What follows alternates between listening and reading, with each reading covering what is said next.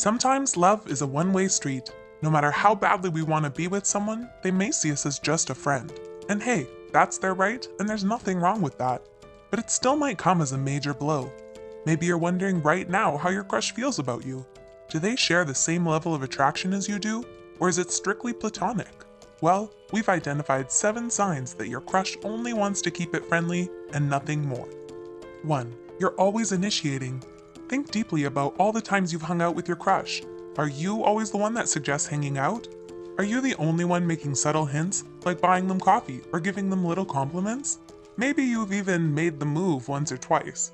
Have they ever done any of these things in return? If not, that could be a sign they're just not feeling it. 2. You two only hang out in groups.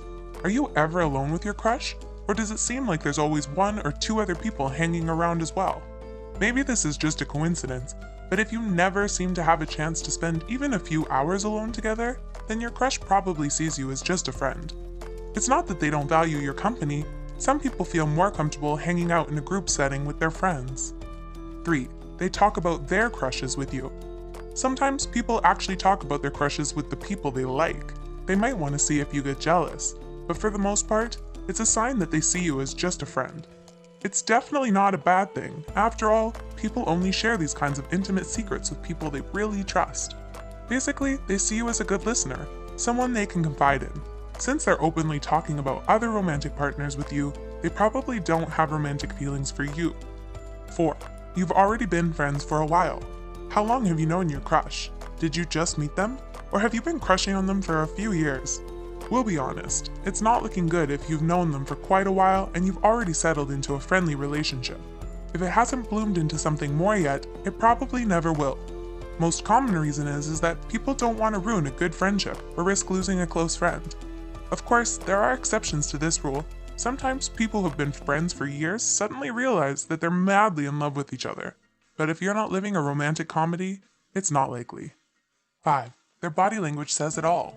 If you really understand how to read body language, it's easy to tell whether someone is attracted to you or not. We've actually talked about this quite a bit in our other videos, and it's a fascinating subject. What you're looking for from your crush is open body language. Examples would be open, outstretched palms, or even uncrossed legs.